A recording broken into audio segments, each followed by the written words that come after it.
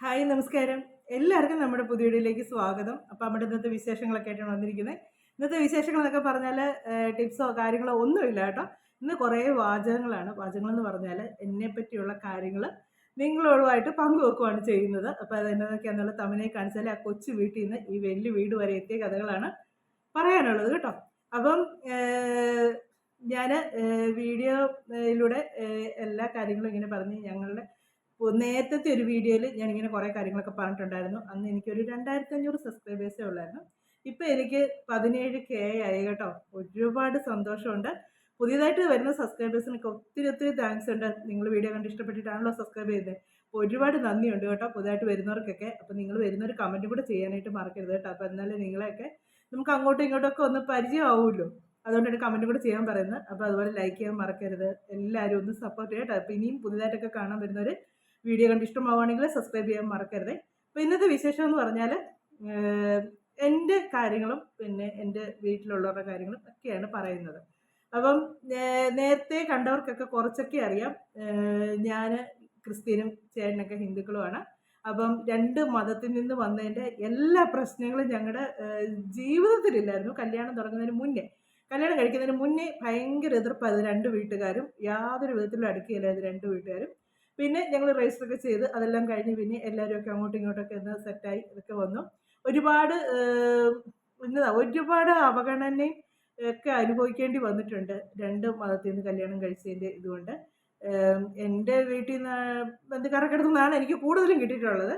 കാര്യം എന്തെങ്കിലുമൊക്കെ ഒരു വിശേഷങ്ങളൊക്കെ വരുന്ന സമയത്തൊക്കെ മാറ്റി നിർത്തിയിട്ടുണ്ട്, വിളിക്കാതിരുന്നിട്ടുണ്ട്. അങ്ങനെയൊക്കെ വന്നപ്പോഴത്തേക്ക് ഒരുപാട് സങ്കടങ്ങൾ വന്നിട്ടുണ്ട്. അപ്പം എന്നതൊക്കെയാണെന്നുള്ളത് നമുക്ക് വീഡിയോയിലൂടെ പറയാം. ആരുടെയും പേരോ കാര്യങ്ങളോ ഒന്നും ഞാൻ പറയുന്നില്ല. കാര്യം കഴിഞ്ഞു പോയ കാര്യമാണ്. നമ്മളെ ഒരാൾ വേദനിപ്പിച്ചെന്ന് പറഞ്ഞാൽ അതേ നാണയത്തിൽ തന്നെ തിരിച്ചവർക്ക് കൊടുക്കുന്നത് ശരിയല്ലല്ലോ. അതുകൊണ്ട് വേദന എന്നാന്നുള്ളത് ശരിക്കും മനസ്സിലായതാണ്. ഇപ്പോഴിരുന്ന് ചിലപ്പോഴൊക്കെ ഇരുന്ന് ഞാൻ ചിന്തിക്കാറുണ്ട്. പണ്ട് ഞങ്ങൾ കല്യാണം കഴിഞ്ഞ സമയത്തുള്ള കാര്യങ്ങളും അനുഭവിച്ചിട്ടുള്ള സങ്കടങ്ങളും ഒക്കെ ഓർക്കുമ്പോൾ ഉണ്ടല്ലോ, ഞാൻ ഇപ്പോൾ ഓർക്കാറുണ്ട് എങ്ങനെ ആ ഒരു അവസ്ഥയൊക്കെ തരണം ചെയ്ത് മുന്നോട്ട് വന്നെന്ന് ഓർക്കും. എന്നെപ്പോലെ അനുഭവിച്ചിട്ടുള്ള ഒരുപാട് പേര് കാണുമായിരിക്കും. പക്ഷേ ഞങ്ങളുടെ കാര്യത്തിൽ ഇച്ചിരി കൂടുതലായിപ്പോയി എന്ന് എനിക്ക് പലപ്പോഴും തോന്നിയിട്ടുണ്ട്. എല്ലാ കാര്യത്തിലും അങ്ങനെ വന്നിട്ട്. പക്ഷേ ഞങ്ങൾ തമ്മിൽ യാതൊരു പ്രശ്നങ്ങളും ഇല്ലായിരുന്നു. ഞങ്ങൾ തമ്മിൽ എന്നും സന്തോഷമായിട്ട് നിന്നിട്ടുള്ളൂ.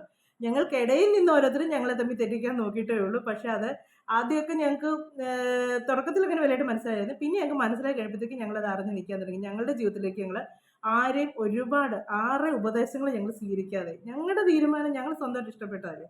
ഞങ്ങളുടെ തീരുമാനങ്ങൾ ഞങ്ങൾ രണ്ടുപേരും മാത്രമായിട്ട് എടുക്കാൻ തുടങ്ങിയപ്പോഴത്തേക്കുള്ള യാതൊരു പ്രശ്നങ്ങളും ഇല്ലാതായി. മറ്റുള്ളവർ പറയുന്ന അഭിപ്രായങ്ങൾ എടുക്കില്ലെന്നല്ല, എടുക്കും. നല്ലതാണെങ്കിൽ എടുക്കും, ചീത്തയാണെങ്കിൽ നമ്മൾ ഈ ചെവിയോട് കേട്ട് മറ്റേ ചെവി കൂടെ കളയത്തേ ഉള്ളൂ. നമ്മൾ മൈൻഡ് എടുക്കാൻ പോകത്തില്ല, അവരെ നിന്ദിക്കാൻ പോകത്തില്ല. പക്ഷെ നമ്മളത് വേണോ വേണ്ടെന്നുള്ള പിന്നീട് നമ്മളാണ് തീരുമാനിക്കുന്നത്.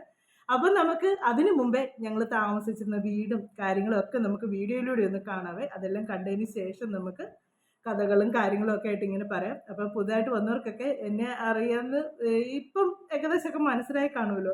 പിന്നെ എന്നാന്ന് ചോദിച്ചാൽ, ഇപ്പം എന്നോട് ചോദിക്കുമായിരിക്കും ക്രിസ്ത്യനായിട്ടാണോ ജീവിക്കുന്നത്, ഹിന്ദു ആയിട്ടാണോ ജീവിക്കുന്നത് എന്നൊക്കെ ചോദിക്കും. പക്ഷേ അല്ല കേട്ടോ, ഞാൻ അങ്ങനെ ഒരു പ്രത്യേകിച്ച് ഒരു മതവും ഞാൻ പറയുന്നില്ല. ഞാൻ അമ്പലത്തിലും പോകാറുണ്ട്, പള്ളിയിലും പോകാറുണ്ട്. അമ്പലത്തിൽ പോയി ഞാൻ ദേവിയോട് പ്രാർത്ഥിച്ചാലും പള്ളിയിൽ പോയി മാതാവിനോട് പ്രാർത്ഥിച്ചാലും എനിക്ക് അനുഗ്രഹം കിട്ടാറുണ്ട്. പിന്നെ ഞാൻ എന്നതിനെ വിഷമിക്കുന്നത്, എനിക്ക് അങ്ങനെ ഒരു വിഷമോ കാര്യങ്ങളോ ഒന്നുമില്ല. പിന്നെ എത്രയാന്ന് പറഞ്ഞാലും എൻ്റെ ഒരു വിശ്വാസമുണ്ട് എൻ്റെ മനസ്സിൽ. അതേ വിശ്വാസം തന്നെയാണ് ചേട്ടൻ്റെ മതത്തിലും ഞാൻ കൊടുത്തേക്കുന്നത്. ഒരിക്കലും ആ ഒരു വിശ്വാസങ്ങൾക്കൊന്നും ഒരു മാറ്റം. പിന്നെ വെച്ചാൽ ഞങ്ങൾ കത്തോലിക്കരായിരുന്നു. അതുകൊണ്ട് എന്നാന്ന് വെച്ചാൽ കുറേയൊക്കെ ഈ ഹിന്ദുസിൻ്റെ ഒക്കെ രീതിയായിട്ട് ഒരുപാട് സാമ്യമുള്ളവരാണ് ഞങ്ങൾ ഈ റോമൻ കത്തോലിക്കർ എന്ന് പറയുന്നത്.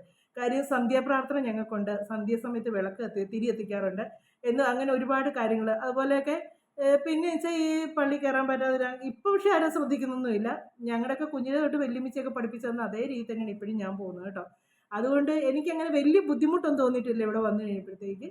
പിന്നെ ഇനി എന്നാ ബാക്കി നമുക്ക് വീടും കാര്യങ്ങളൊക്കെ കണ്ട് ഞങ്ങൾ താമസിച്ച വീടും അവിടുത്തെ കാര്യങ്ങളൊക്കെ ആയിട്ട് നമുക്ക് പോകാം. അപ്പം ഞങ്ങൾ ആദ്യം കല്യാണം കഴിച്ച് മൂത്ത ചേട്ടൻ്റെ കല്യാണം കഴിഞ്ഞിട്ടില്ലായിരുന്നു ഇവിടെ ചേട്ടൻ്റെ. അതുകൊണ്ട് ഞങ്ങൾ റേസ് ദിവസം ഞാൻ എൻ്റെ വീട്ടിലും ചേട്ടൻ്റെ ഇവിടെ ആയിരുന്നു. അത് കഴിഞ്ഞ് പിന്നെ അമ്മ പറഞ്ഞോളെങ്കിൽ വിളിച്ചുകൊണ്ട് വരാൻ പറഞ്ഞ് അങ്ങനെ വിളിച്ചുകൊണ്ട് വന്ന് കുടുംബത്താണ് ആദ്യം ഞങ്ങൾ വരുന്നത്. കുടുംബത്ത് വന്ന് ഞങ്ങൾ എനിക്കെന്തായാലും 6 or 7 മാസം ഞങ്ങളിവിടെ താമസിച്ച് അത് കഴിഞ്ഞ് അച്ഛൻ തന്നെ ഞങ്ങൾക്ക് വീട് വെച്ച് തന്ന്. ഞാൻ തൊട്ടടുത്ത് തന്നെ, ഒത്തിരി ദൂരമൊന്നുമില്ല കേട്ടോ, തൊട്ടടുത്ത് തന്നെ അവിടോട്ട് ഞങ്ങളെ മാറ്റി. അത് കഴിഞ്ഞ് പിന്നെ ഇളയ അനിയും കല്യാണം കഴിച്ചപ്പോഴത്തേക്ക് അമ്മയും മൂത്ത ചേട്ടനും അച്ഛനും കൂടെ അതിൻ്റെ തൊട്ടപ്പുറത്തോട്ട് അവർ പുതിയൊരു വീട് വെച്ച് അങ്ങോട്ട് മാറി. മൂത്തയേട്ടൻ കല്യാണം കഴിച്ചിട്ടില്ല. അതുകൊണ്ട് അവർ 3 പേരും കൂടെ ആയിരുന്നു അവിടെ. അപ്പം അമ്മ ഞങ്ങളെ വിട്ടു പോയി. ഇപ്പം മൂത്തയേട്ടനും അച്ഛനുമാണ് അവിടെ താമസിക്കുന്നത്. പിന്നെ അനിയനും ഭാര്യയും പിള്ളേരും തൊട്ട് ഇപ്പുറത്തെ കുടുംബത്ത് താമസിക്കുന്നുണ്ട്.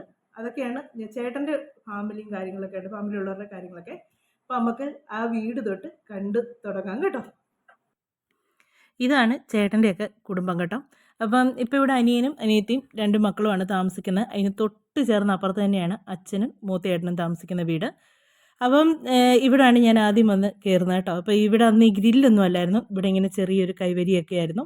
അതൊക്കെ പിന്നെ മാറ്റി. അത് കഴിഞ്ഞ് പിന്നെ പെരയുടെ ഈ സൈഡിൽ കൂടെ തന്നെയാണ്, നമുക്ക് അപ്പുറത്തൊരു വഴിയുണ്ട്, എന്നാലും ഈ സൈഡിൽ കൂടെ ആയിരുന്നു ആദ്യം, ഈ സ്റ്റെപ്പായിരുന്നു നമ്മുടെ വീട്ടിലോട്ട് കയറാനായിട്ട് ആദ്യം ഉണ്ട്. ഇപ്പോൾ ഇതുവഴി അങ്ങനെ ആരും കയറി ഇറങ്ങുമൊന്നും ചെയ്യാത്തതുകൊണ്ട് അതെല്ലാം അപ്പടി അങ്ങ് പായലും കാടും ഒക്കെ പിടിച്ച് കിടക്കുവാണ്. വല്ലപ്പോഴും ഞാനാണ് ഇതുവഴി പോയി അങ്ങോട്ടൊന്ന് കയറുന്നത് കേട്ടോ. അപ്പോൾ ഇതുണ്ട്, കുടുംബമായിട്ട് ഇത്ര അകലവേ ഉള്ളൂ നമ്മുടെ വീട്. ഇപ്പോൾ ഇവിടെ വാടകയ്ക്ക് കൊടുത്തേക്കുവാണ്. അപ്പോൾ ഈ വീട്ടിലാണ് ഞാനും ചേട്ടനും കൂടെ തന്നെ ഒന്നിച്ചൊരു ജീവിതം തുടങ്ങിയത്. ഒന്നിച്ചൊരു വെച്ചാൽ കുടുംബത്തിൽ ഒന്നിച്ചായിരുന്നു. അത് കഴിഞ്ഞ് ഞങ്ങൾ ഒറ്റയ്ക്ക് ഒരു ജീവിതം തുടങ്ങിയത് ഈ വീട്ടിലാണ്.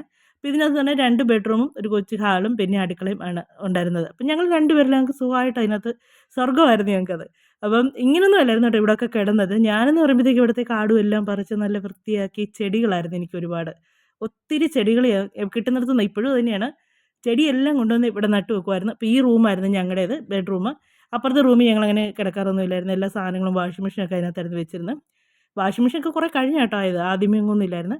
പിന്നെ ഇവിടെ എന്ന് പറഞ്ഞാൽ ഇവിടെ ഈ വഴിയും കൂടെ പോയി കഴിയുമ്പോഴത്തേക്ക് ഇവിടെ വീതി കുറഞ്ഞു. അപ്പോൾ ഇവിടെ വഴിക്ക് മേളിലോട്ട് കൊടുത്തേക്കുന്നതാണ്. പൈസയ്ക്ക് കൊടുക്കുന്നില്ല, ചുമ്മാ കൊടുത്താൽ. അപ്പോൾ അവിടെ നമുക്കും അങ്ങനെയാണ്, പൈസയ്ക്കൊന്നുമില്ല. അവിടെ നിന്ന് ഇങ്ങോട്ട് നമുക്ക് വഴി താഴ്ത്തത് കൊച്ചച്ഛൻ്റെയൊക്കെയാണ്, അവിടെ നിന്ന് ഇങ്ങോട്ടിട്ട്. അപ്പോൾ ഇതും മേളിലോട്ടുള്ളതും ബാസുവിൻ്റെയൊക്കെ കസിൻസൊക്കെയാണ് ഇവരൊക്കെ. അപ്പോൾ അങ്ങോട്ടുള്ള വഴി അവർക്ക് കൊടുത്താണ്, അവിടെ വരെയുള്ള വഴി. അത് കഴിഞ്ഞ് പിന്നെ അവിടെ നിന്ന് അങ്ങോട്ട് പുറകിലോട്ട് നമ്മുടെ പറമ്പാണ്. ഇപ്പോൾ എല്ലാം കാട് പിടിച്ചൊക്കെ കിടക്കുവാണ്, മഴയൊക്കെ പിടിച്ച്. അത് കഴിഞ്ഞ് ഞങ്ങൾ ഇനി ഈ വീട്ടിൽ ഞങ്ങൾ ഇനി ഇങ്ങോട്ട് മാറിയായിരുന്നു കേട്ടോ. അവിടെ നിന്നാണ് പിന്നെ ഞങ്ങൾ പുതിയ വീട് വെച്ച് മാറുന്നത്. അപ്പം ഇവിടെ മുഴുവൻ കാടും ഒക്കെയാണ്. ഇവിടെ നേരെ നോക്കിയാൽ നമ്മുടെ വീട് കാണാം കേട്ടോ. ഈ വഴി ഇങ്ങനെ അങ്ങോട്ട് പോയാൽ ഒരു കൊച്ചു തോട് ഞാൻ ഇറങ്ങി വരുന്ന ചില സമയത്ത് വീഡിയോ കാണിക്കത്തില്ല, ആ വഴിയാണ് നേരെ താഴോട്ടുള്ളത്. മൊത്തം കാട് പിടിച്ച് കിടക്കുന്നുണ്ട്. നേരത്തെ ഒരു ആൾക്കാരൊക്കെ നടക്കുകയൊക്കെ ചെയ്യുന്നത്. അപ്പോൾ ഈ വീടെന്ന് പറഞ്ഞാൽ എനിക്ക് ഒരുപാട് സങ്കടങ്ങളും സന്തോഷങ്ങളും ഒക്കെ തന്നിയൊരു വീടാണ് കേട്ടോ. സങ്കടം, ശരിക്കും സങ്കടങ്ങളുണ്ടായിട്ടുണ്ട്. അതിലേറെ എനിക്ക് സന്തോഷങ്ങളും ഉണ്ടായിട്ടുണ്ട്. അപ്പം ഈ വീട് എൻ്റെ ഇവിടെ എന്ന് പറഞ്ഞാൽ എനിക്ക് ഈ പിള്ളേരെല്ലാം ഓടിക്കളിച്ച് നടന്നതും ഒക്കെയാണ് എൻ്റെ മനസ്സിൽ. ഞാൻ ഇതിൻ്റെ മേളിലാണ് തുണിയൊക്കെ വിരിക്കാനായിട്ട് വരുന്നത്. അപ്പോൾ ഇവർ കുഞ്ഞുങ്ങളായിരുന്നുകൊണ്ട് ഇവരെ എനിക്കങ്ങ് ഏൽപ്പിക്കാനോ അങ്ങനെയൊന്നും പറ്റത്തില്ലായിരുന്നു. അതുകൊണ്ട് ഞാൻ തുണി വിരിക്കാൻ വരുമ്പോഴത്തേക്ക് ഇവർക്ക് രണ്ടുപേർക്കും കളിക്കാനുള്ളതൊക്കെ അവിടെ വൈകുന്നേരങ്ങളിൽ ഞാൻ തുണി വിരിച്ചെടുത്തായിരുന്നു. വെയിലൊക്കെ താഴ്ന്നതിന് ശേഷം കുഞ്ഞുങ്ങളെ കൊണ്ടുവന്ന് പെരപ്പുറത്ത് ഇരുത്തി വെച്ച് മേളിലെ ടാങ്കിൽ നിന്നായിരുന്നു ഞാൻ വെള്ളം എടുക്കുന്നത്. ഇതിൻ്റെ പുറത്തൊരു ടാങ്ക് ഇരിപ്പുണ്ട്. ഇപ്പം അവിടെ നിന്നാണ് വെള്ളം എടുക്കുന്നത്. തൊട്ടടുത്ത് ഒരു ടീച്ചറിൻ്റെ ഒക്കെ വീടായിരുന്നു. അവരും ഇപ്പോൾ അവിടെ നിന്ന് പോയി വാടകയ്ക്കാണ് ഇപ്പോൾ അവിടെ താമസിക്കുന്നവരും. അപ്പോൾ ടീച്ചറും ഞാനൊക്കെ ഭയങ്കര കൂട്ടായിരുന്നു കേട്ടോ. ഭയങ്കര എനിക്ക് ഒരുപാട് ഹെൽപ്പ് ചെയ്തിട്ടുള്ളൊരു അമ്മച്ചിയാണ്. അമ്മച്ചിയുടെ മോളും അവർ രണ്ടുപേരും അമ്മയും മോളുമായിരുന്നു. അപ്പോൾ ടീച്ചറും അമ്മച്ചി എനിക്ക് ഒരുപാട് ഹെൽപ്പ് ചെയ്തിട്ടുണ്ട്. എനിക്ക് ഒരിക്കലും മറക്കാൻ പറ്റാത്ത 2 വ്യക്തികളാണ് അമ്മച്ചിയും ടീച്ചറും. അപ്പോൾ അതുപോലെ ഇതുണ്ട്, ഈ ടാങ്കിൽ നിന്നായിരുന്നു വെള്ളമെടുത്ത് തുണിയൊക്കെ വിരിക്കുകയൊക്കെ ചെയ്യുന്നത്. ഇപ്പോൾ ഈ മിറ്റമൊന്നും ഇങ്ങനെയൊന്നും അല്ല കേട്ടോ. ഇപ്പോൾ വാടകയ്ക്കൊക്കെ കൊടുത്തു കഴിയുമ്പോഴത്തേക്ക് ഇങ്ങനെയൊക്കെ ആയത്. മിറ്റമൊക്കെ എപ്പോഴും മുറ്റത്തൊരു ചെറിയ കമ്പ് കിടന്നാൽ പോലും അറിയും. കാര്യം കുഞ്ഞുങ്ങളൊക്കെ ഉള്ളതുകൊണ്ട് ഞാൻ എപ്പോഴും വൃത്തിയാക്കി ഇടുമായിരുന്നു. ഇവർ കുഞ്ഞുങ്ങളാണേലും എനിക്ക് കുത്തിയിരിക്കാൻ നേരമില്ലായിരുന്നു കേട്ടോ. അതുപോലെ അകത്തും പുറത്തും ഒക്കെ എനിക്ക് ജോലി കാണുമായിരുന്നു. അപ്പം ഇതാണ് ഞങ്ങൾ ജീവിതം തുടങ്ങിയ വീട്. അപ്പോൾ വീടും സിറ്റുവേഷനും എല്ലാം കണ്ടല്ലോ. അപ്പോൾ ആ വീട്ടിലേക്ക് കുടുംബത്തേക്കാണ് ആദ്യം വരുന്നത്. കുടുംബത്തിൽ നിന്ന് വന്നു കഴിഞ്ഞ് പിന്നെ ഞങ്ങൾ കുടുംബത്തിൽ വന്ന സമയത്ത് തന്നെ ഞങ്ങളുടെ ഈ നാടെന്ന് പറഞ്ഞാൽ ഒരു ഗ്രാമം പോലെയാണ് കേട്ടോ. അടുത്തുള്ളവരുടെ കാര്യം എങ്ങനെയെന്നൊക്കെ അന്വേഷിക്കുന്നവരാണ് കൂടുതലുമായിട്ടുള്ളത്. നാട്ടുകാരെ കുറ്റം പറയുകയൊന്നുമല്ല കേട്ടോ. ഇങ്ങനെയുള്ള നാടൊക്കെയുള്ള സ്ഥലങ്ങളൊക്കെ കാണും. പക്ഷെങ്കിൽ ഞാൻ അനുഭവിച്ച വിഷമങ്ങൾ ഞാൻ പറയുകയാണ്. ഇപ്പോൾ വന്ന സമയം മുതൽ എല്ലാവരും അയ്യോ ഗർഭിണിയാണോ അതാണല്ലോ ചോദ്യം. കല്യാണം കഴിഞ്ഞ ഉടനെ ആദ്യത്തെ ചോദ്യം ഗർഭിണിയാണോ. പഠിച്ചിറങ്ങി കഴിഞ്ഞാൽ അന്നേരം ചോദിക്കും ജോലിയായോ എന്ന് ചോദിക്കും. ഗൾഫിൽ നിന്ന് വരുന്നവരോട് ചോദിക്കും എപ്പോഴാണ് പോകുന്നത് എന്ന് പറയുന്നവരാണ്. കല്യാണം കഴിഞ്ഞാൽ പിറ്റേ ദിവസം തൊട്ട് ചോദ്യം തുടങ്ങും, അയ്യോ വിശേഷം ഉണ്ടോ എന്ന്. അങ്ങനെ ചോദിച്ച് ലാസ്റ്റ് എല്ലാവരും പറഞ്ഞു ഞാൻ ഇനി പ്രസവിക്കത്തില്ല. 6 മാസം ആയതേ ഉള്ളൂ എന്ന് പറയണം. പ്രസവിക്കത്തില്ല, പിള്ളേരുണ്ടാകത്തില്ല. മച്ചിന്ന് വരെ എന്നെ വിളിച്ചവരുണ്ട് കേട്ടോ. എനിക്ക് ഒത്തിരി വിഷമമൊക്കെ അന്ന് വരുന്നത്. ഞാൻ പക്ഷേ അന്നൊന്നും കരയത്തില്ലായിരുന്നു കേട്ടോ. ഞാൻ കരയാതെ എനിക്ക് മാക്സിമം പിടിച്ചു നിൽക്കുമായിരുന്നു. അതിന് എൻ്റെ അമ്മയൊക്കെ പറയുന്നത് എൻ്റെ മനസ്സ് കല്ലായതുകൊണ്ടൊന്നും അല്ലെന്നേ, കരഞ്ഞിട്ടൊന്നും കാര്യമില്ലെന്നറിയാം. അതുകൊണ്ടാണ് എന്നതിനെ കരയുന്നതെന്ന് ഓർക്കും. എന്നെ ആരെന്നെ പറഞ്ഞാലും ഞാൻ കരയത്തില്ലായിരുന്നു, മിണ്ടാന്ന് കേൾക്കത്തില്ല, തിരിച്ചൊന്നും പറയത്തുമില്ലായിരുന്നു കേട്ടോ ആരോടും. പക്ഷെ എൻ്റെ വീട്ടിൽ വെച്ച് അങ്ങനെ ആയിരുന്നു കേട്ടോ. ചെറിയ കാര്യത്തിന് പോലും ഭയങ്കരമായിട്ട് കിടന്ന് ഞാൻ ബഹളം വെക്കും, കരയത്തൊന്നുമില്ല. അന്നേരം അതിന് മറുപടി ഉണ്ടായിരുന്നു. പക്ഷെ ഇവിടെ വന്നപ്പോഴത്തേക്ക് എനിക്കറിയാൻ പറ്റും, നമ്മൾ പിന്നെ ചെന്ന് വീട്ടിൽ നമ്മുടെ നാക്കിൽ ഒരു കെട്ടിട്ടുള്ളൂ പോകുന്നത്. അപ്പം അതുകൊണ്ട് എന്നാ പറഞ്ഞെന്ന് പറഞ്ഞാലും ഞാൻ മൈൻഡ് എടുക്കത്തില്ലായിരുന്നു. കൂടുതലും പുറത്തുള്ളവർക്കായിരുന്നു കേട്ടോ. അമ്മ ഒരു പാവമായിരുന്നു. പക്ഷെ അമ്മേനെ പറഞ്ഞ് എല്ലാവരും അങ്ങ് തിരിപ്പിച്ചായിരുന്നു. ഞാൻ ക്രിസ്ത്യനാണ്, ചേട്ടനെ മതം മാറ്റിക്കൊണ്ടുപോകും. കാര്യം അച്ഛനാണെങ്കിൽ ഇവിടെ സൊസൈറ്റിയിലൊക്കെ നല്ല ഇതിലായിരുന്നാണ്. അച്ഛനെയൊക്കെ ഇവിടെ ഉള്ളവർക്കൊക്കെ അറിയാം. രാജപിള്ള എന്ന് പറഞ്ഞാൽ അറിയാൻ പറ്റാത്ത ആൾക്കാരില്ല. അപ്പം അച്ഛന് അങ്ങനെ ഒരു പൊസിഷനിലൊക്കെ ഇരിക്കുന്ന ഒരാളാണ്. അപ്പം മോൻ ഒരു ക്രിസ്ത്യ ഇതിലേക്കൊക്കെ പോകുമ്പോഴത്തേക്ക് എത്രയാണ് പഴയ ആൾക്കാരൊക്കെ അല്ലേ, അവർക്കൊക്കെ ആ ബുദ്ധിമുട്ടൊക്കെ വരും. അപ്പം അതുകൊണ്ട് അമ്മയോട് ഇങ്ങനെ പറഞ്ഞ് അമ്മേനെ ഇങ്ങനെ സ്ക്രൂ കയറ്റി. നമ്മ ആദ്യം ഒരു പഞ്ചഭാവമായിരുന്നു കേട്ടോ. എന്നോട് യാതൊരു പ്രശ്നങ്ങളും ഒന്നും ഇല്ലായിരുന്നു. പിന്നെ എല്ലാവരും ഇങ്ങനെ സ്ക്രൂ കയറ്റി എത്രയാളും മനുഷ്യരല്ലേ, കുറച്ചൊക്കെ മാറ്റങ്ങളൊക്കെ അങ്ങോട്ടും ഇങ്ങോട്ടൊക്കെ വരും. അങ്ങനെയായി. ഞാൻ അവിടെ ഉണ്ടെന്നറിയാതെ തന്നെ നമ്മുടെ അടുത്തുള്ളവരൊക്കെ തന്നെ അമ്മയുടെ എൻ്റെ കുറ്റം പറഞ്ഞ് ഞാൻ കേട്ടിട്ടുണ്ട്. അമ്മ മിണ്ടാതെ ഇങ്ങനെ കേൾക്കുന്നത് കേട്ടിട്ടുണ്ട്. അപ്പം ഇവർക്കറിയത്തില്ല ഞാനത് കേൾക്കും. പക്ഷെ അമ്മയ്ക്കറിയാം ഞാൻ കേൾക്കുന്നുണ്ടെന്നറിയാം. അവർക്കറിയത്തില്ല ഞാൻ കേൾക്കുന്നുണ്ടെന്ന്. പക്ഷെ അമ്മ മാറി കഴിയുമ്പോഴത്തേക്കോ അയ്യോ ജീനായേ എന്ന് പറഞ്ഞ് എന്നെ സ്നേഹം കാണിക്കുന്നുണ്ട്. അങ്ങനെ കുറേ മനുഷ്യരുണ്ടായിരുന്നു. പക്ഷെ എല്ലാവരും പഠിക്കാൻ പറ്റി കേട്ടോ. നമുക്ക് നല്ലവരെയും പഠിക്കാൻ പറ്റി, നമുക്ക് നമ്മളോട് ശരിക്കും സ്നേഹമുള്ളവരെയും പഠിക്കാൻ പറ്റി, നമ്മുടെ അടുത്ത് അഭിനയിക്കുന്നതിനെയും പഠിക്കാൻ പറ്റി. അതുകൊണ്ട് പിന്നെ അത് കണ്ടേ ഞങ്ങൾ നിൽക്കത്തുള്ളായിരുന്നു. പിന്നെ എന്നെ ആരെല്ലാം പറഞ്ഞെന്ന് പറഞ്ഞാലും ചേട്ടൻ്റെ അടുത്തിട്ട് ഞാൻ പരാതി പറയാൻ പോകത്തില്ലായിരുന്നു കേട്ടോ. ഇങ്ങനെ ആൾക്കാർ പറയുന്നു, അങ്ങനെ പറയുന്നു. കാര്യം അന്ന് ഇപ്പം ചേട്ടൻ്റെയൊക്കെ വീട്ടിൽ ബസ് സർവീസ് ആയിരുന്നു. അന്നേരം അച്ഛന് സൊസൈറ്റി സെക്രട്ടറി ആയിരുന്നു. പിന്നെ ഇവർക്ക് ബസ് സർവീസ് ആയിരുന്നു. ഇവർ 3 ആമ്പിള്ളേരും ബസ്സിൻ്റെ ഒക്കെ കാര്യങ്ങളൊക്കെ നോക്കിയാണ് എല്ലാ കാര്യങ്ങളും. ഒരു സ്വന്തം ബസ് തന്നെയായിരുന്നു. അങ്ങനെയുള്ള കാര്യങ്ങളൊക്കെ ചെയ്തുകൊണ്ടിരുന്നത്. അപ്പോൾ ചേട്ടൻ ഇതിനൊക്കെ പോയിട്ട് രാത്രിയാകുമ്പോൾ ചിലപ്പം 11 മണിയാകും, 12 മണിയാകും. ഈ വണ്ടിയുടെ പണിയും കാര്യങ്ങളും ഒക്കെ ചെയ്യിപ്പിച്ച് വേറെ ആരെയും ഏൽപ്പിക്കത്തൊന്നുമില്ലായിരുന്നു. ഇവരൊക്കെ തന്നെയായിരുന്നു എല്ലാം ചെയ്യുന്നത്. ഇളയ അനിയനേ ഉള്ളൂ ഒരുപാട് കിടന്ന് കഷ്ടപ്പെടാത്ത. മൂത്ത ചേട്ടനും ബാബുച്ചേട്ടനും നല്ലപോലെ കിടന്ന് കഷ്ടപ്പെട്ടിട്ടുണ്ട്. അവർ രാത്രി മുഴുവൻ നിന്ന് വണ്ടി ശരിയാക്കി. അങ്ങനെയാണ് അവർ രണ്ടുപേരും എല്ലാ കാര്യങ്ങളും ചെയ്തുകൊണ്ടിരുന്നത്. അപ്പം അങ്ങനെയൊക്കെ വരുമ്പോഴത്തേക്കുണ്ടല്ലോ, നമ്മുടെ ഈ സങ്കടത്തിന്റെ പാണ്ടൊക്കെ അങ്ങോട്ട് ഇറക്കി വെക്കുമ്പോഴത്തേക്ക് കുറേ ദിവസമൊക്കെ ആകുമ്പോഴത്തേക്ക് അവർ തന്നെ ഉറക്കത്തില്ല. ഒരു സമാധാനം ഇല്ലാത്ത ജീവിതം എന്ന് ഉറക്കത്തില്ലേ. അതുകൊണ്ട് ഞാൻ ബാബുച്ചേട്ടൻ്റെ അടുത്ത് ഒരു പരാതിയും പറയത്തില്ലായിരുന്നു. ഒരു സങ്കടം. പിന്നെ വെച്ചാൽ ഇതിലേക്ക് ഇറങ്ങി തിരിച്ചപ്പോഴേ എനിക്കറിയായിരുന്നു ഇത് ശരിക്കും നമ്മൾ കിടന്ന് ബുദ്ധിമുട്ടേണ്ടി വരും, പ്രശ്നങ്ങളൊക്കെ വരും എന്നൊക്കെ അറിയായിരുന്നു. അത് ആരോടും ഞാൻ എൻ്റെ വീട്ടിലും പരാതി പറയാൻ പോകത്തില്ല. ആരോടും എനിക്ക് പരാതിയില്ല. സ്വയം അനുഭവിക്കുക, അത് ഞാൻ തീരുമാനിച്ച കാര്യമായിരുന്നു. കാര്യം എന്നാന്ന് ചോദിച്ചാൽ നമ്മൾ സ്വയം തിരഞ്ഞെടുത്തൊരു ജീവിതമാണ്. അതിൽ നല്ലത് വന്നാലും ചീത്ത വന്നാലും പിന്നെ വെച്ചാൽ കൂടെയുള്ള ആൾ നമുക്ക് സപ്പോർട്ടാണെങ്കിൽ നമുക്ക് പിന്നെ കുറച്ച് നല്ല പൂർണ്ണമായിട്ട് നമ്മുടെ സങ്കടങ്ങൾ കാര്യങ്ങളൊക്കെ അങ്ങ് മാറും. അങ്ങനെ 6 മാസം ഞങ്ങൾ അവിടെ നിന്നു. അപ്പം ഞങ്ങൾ എന്നാന്ന് വെച്ചാൽ ആ സമയത്ത് ചേട്ടനും പറഞ്ഞായിരുന്നു നമുക്കിപ്പോൾ ഒരു കുഞ്ഞ് വേണ്ടാന്നൊക്കെ ഞങ്ങൾ ആദ്യം തീരുമാനിച്ചത്. കാര്യം വെച്ചാൽ ഞങ്ങളുടെ പെരപണി നടന്നുകൊണ്ടിരിക്കുന്നു. അമ്മ തന്നെ കിടന്നുകൊണ്ടെല്ലാം ചെയ്യും. അതുകൊണ്ട് എന്നിട്ടും പക്ഷെ ഞങ്ങൾ അങ്ങനെ പ്ലാനിങ് ഒന്നും ഇല്ലായിരുന്നു. വാർപ്പിൻ്റെ അന്ന് ഇതുപോലെ വെള്ളം എടുത്ത് ഇങ്ങനെ വെച്ചപ്പോഴത്തേക്ക് എളിയിലോട്ട് വെച്ചപ്പോഴത്തേക്ക് എനിക്ക് പെട്ടെന്ന് ഡേറ്റായി. അപ്പോൾ ഭയങ്കര ബ്ലീഡിങ്. അപ്പോൾ സാധാരണ നോർമൽ ഡേറ്റ് ആയതെന്നൊക്കെ വിചാരിച്ചുകൊണ്ടിരുന്നു. ഹോസ്പിറ്റലിൽ കൊണ്ടുപോയി ഇഞ്ചക്ഷനൊക്കെ എടുത്തു തിരിച്ചു വന്നു. പക്ഷെ ഒരു മാസം കഴിഞ്ഞ് കഴിയുമ്പോഴത്തേക്ക് തൊട്ട് എനിക്ക് ഭയങ്കര വയറുവേദനയൊക്കെ തുടങ്ങി. ആ വയറുവേദന വെച്ച് കുറേ മാസങ്ങൾ അങ്ങ് നടന്നു കേട്ടോ. നടന്നു വെച്ചാൽ എന്നാ നമുക്കങ്ങനെ ആരോടും അങ്ങനെ പറയാനായിട്ടൊരു ധൈര്യമില്ല. എനിക്ക് വയ്യ, അല്ലെങ്കിൽ ഇന്ന വേദന വയ്യെന്നോ അങ്ങനെയൊന്നും പറഞ്ഞില്ല. അങ്ങനെ പിന്നെ ഞങ്ങൾ താമസമൊക്കെ മാറിക്കഴിഞ്ഞതിന് ശേഷം ചേട്ടനോട് ഇങ്ങനെ പറഞ്ഞ് എനിക്ക് ഭയങ്കര വയറുവേദനയാണ്, ഇപ്പോൾ കുറേ നാളായി തുടങ്ങിയിട്ട് എന്ന് പറയും. അപ്പോൾ അതിൻ്റെ സൈഡിൽ ഭയങ്കര വേദന. അങ്ങനെ പിന്നെ ഞങ്ങൾ ഹോസ്പിറ്റലിൽ കൊണ്ട് കാണിച്ചപ്പോഴത്തേക്ക് ഡോക്ടർ പറഞ്ഞു. അപ്പോൾ ഞങ്ങൾ താമസം മാറുന്നതിന് മുമ്പേ കൊണ്ട് കാണിക്കുന്നത്, താമസം മാറാറൊക്കെ ആയപ്പോഴത്തേക്കാണ്. അപ്പോൾ ഡോക്ടർ പറഞ്ഞു ഇന്നപോലെ പ്രഗ്നൻ്റ് ആയതാണ്, അത് പോയതാണ്, അപ്പോൾ അതിൻ്റെ ഇൻഫെക്ഷനാണ്, അതുകൊണ്ട് ആൻറ്റിബയോട്ടിക് എടുക്കണമെന്ന് പറഞ്ഞ് ആൻറ്റിബയോട്ടിക് ഒക്കെ എടുത്ത് അതിന് ഒരു മാസത്തേക്ക് അതിൻ്റെ കുറേ മെഡിസിൻസ് ഒക്കെ കഴിക്കാണ്ടായിരുന്നു. അതെല്ലാം കഴിഞ്ഞ് കഴിഞ്ഞിട്ട് പിന്നെയും ചോദ്യങ്ങൾ ഇടക്കല്ലേ, ഇതിപ്പോൾ ഞങ്ങൾക്ക് മാത്രമല്ലേ അറിയത്തുള്ളൂ ഇങ്ങനെ ഒരു സംഭവം ഉണ്ടായതുള്ളത്. അപ്പോൾ പിന്നെയും ചോദ്യങ്ങൾ ഇടക്കുവാണ്, കുട്ടികളില്ലേ എന്ന്. അങ്ങനെ എനിക്കങ്ങ് പിന്നെ അങ്ങ് എൻ്റെ വീട്ടിൽ പോകുന്നതിന് എല്ലാവരും ചോദ്യം തുടങ്ങി. അവൾ എന്നതിനാണ് അവിടെ വീട്ടിൽ പോകുന്നത്. എൻ്റെ അമ്മയ്ക്ക് തീരെ സുഖമില്ലാത്തായിരുന്നു കേട്ടോ. അമ്മയ്ക്ക് എൻ്റെ കാര്യത്തിൽ തന്നെ മാനസികമായിട്ട് അമ്മ ഒരുപാട് തളർന്നായിരുന്നു. കാര്യം എല്ലാവരുടെയും കുത്തുവാക്കുകളും ഒക്കെ കേട്ട്. അപ്പോൾ അതുകൊണ്ട് എന്താണെന്ന് വെച്ചാൽ അമ്മ ഹോസ്പിറ്റലിൽ അന്നൊക്കെ എന്ന് പറഞ്ഞാൽ ഹോസ്പിറ്റലിൽ അഡ്മിറ്റ് ആയി കഴിഞ്ഞാൽ ട്യൂബ് ഇടിയിൽ വളരെ കുറവാണ്. അതുപോലെ കിടപ്പായ പേഷ്യൻസിന് മാത്രമേ ഉള്ളൂ ട്യൂബ്. ഇപ്പം അങ്ങനെയല്ല, ഐസിലോട്ട് കയറ്റുന്ന എല്ലാവരെയും അന്നേരം ട്യൂബ് ഇടും. അന്നൊക്കെ എന്ന് പറഞ്ഞാൽ അങ്ങനെയല്ല, യൂറിൻ പാൻറ്റ് ട്യൂബ് ഇടത്തില്ല. അപ്പം നമ്മൾ കൂടുള്ള പെണ്ണുങ്ങളാണ് കയറി ചെല്ലേണ്ടത്. യൂറിൻ പാസ് ചെയ്ത് അവിടെ സിസ്റ്റർമാരെ ചെയ്യത്തില്ല. അപ്പോൾ ചെന്ന് അഡ്മിറ്റ് ആകുമ്പോഴേ അവർ ചോദിക്കും പെണ്ണുങ്ങൾ ആരെങ്കിലും കൂടെ ഉണ്ടോ എന്ന് ചോദിക്കും. അപ്പോൾ എൻ്റെ ആങ്ങളമാർ എന്നെ വിളിക്കും, എടി നീങ്ങിപ്പാ. അന്നേരം എല്ലാവരും പറഞ്ഞിട്ട് കാക്കണ്ട് അവളവിടെ വീട്ടിൽ പോയി.